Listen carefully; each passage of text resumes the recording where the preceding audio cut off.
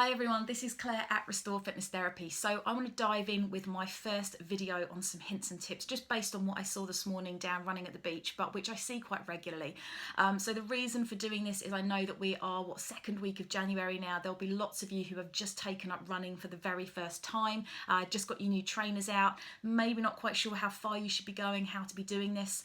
There'll equally be those of you that are seasoned runners, but you've signed up for events this spring. We've got lots of half marathons, 10Ks, ultra marathons, all sorts of things now going on right through to the autumn, and lots of you who are cross-country runners I know we work with as well. So whatever kind of stage you're at, whether you are a casual runner, you run quite competitively, you're just running against yourself, you're just trying to get over the finish line, or maybe you're trying to beat your time from last year, all of these hints and tips are relevant to you. So I hope there's something in here, well there will be something in here for all of you to get through.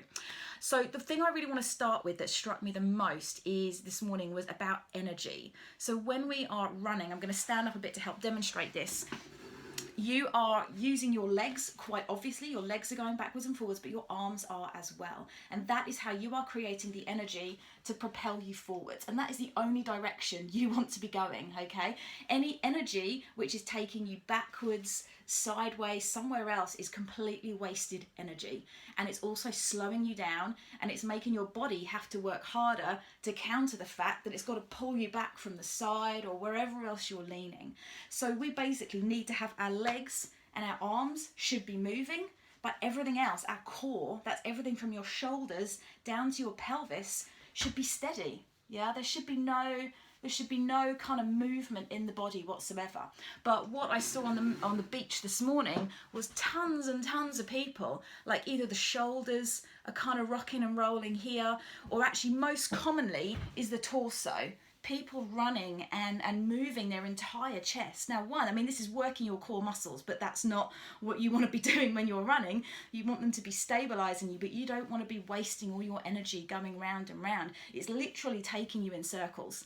Okay, and that is all energy which could be taking you forward towards that finish line, whatever finish line that may be for you. Okay, so in your running, yes, your legs, your hip joints, yes, definitely moving. Hips are moving, legs are moving, arms should be moving. So there's some movement in the shoulder joint there to get you going, but there should be no rocking and rolling from side to side. I see this in the pelvis as well. A lot of kind of wiggly hips, okay?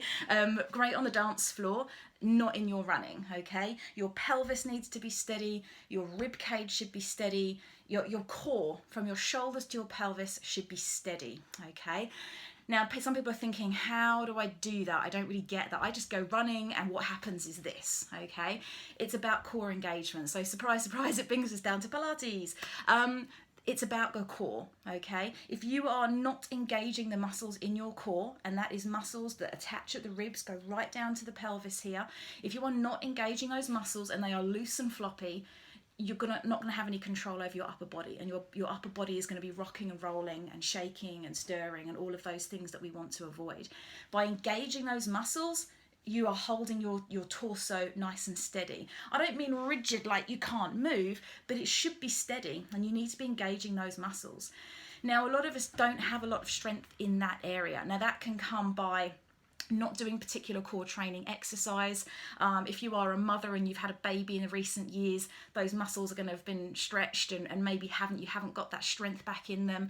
A lot of it comes from just lifestyle. You know, if you have quite a sedentary job or you spend a lot of time driving or sitting a lot, those muscles become really switched off unless you actively sit up and engage them. And the reality is that most of us don't. You don't sit on your sofa upright engaging your core. You let yourself go.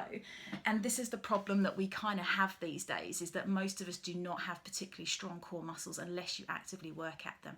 So you need to activate your core. You need to strengthen your core muscles in order to keep this torso steady, to help you run more efficiently, okay? Now, obviously, we run classes throughout Brighton. I'm gonna come back in another video and tell you exactly what we do and how we can help you through our classes, but I just wanted to get that message across to you here. So, body is nice and stable, arms need to be moving, legs need to be moving, hips can move, yes, shoulders, yes, But rib cage, there should be none of this rotational movement going on, no hip swinging going on, no up and down of the hips. Again, it's all kind of wasted energy. All right, I'm going to come back in another video, take you a little bit more in depth about that. If that's interesting to you, if that's maybe the first time you've even thought about that, but you'd like to know more about the mechanics of what we're talking about, we're going to come back very shortly and tell you about that. But for now, steady torso, okay? Good luck.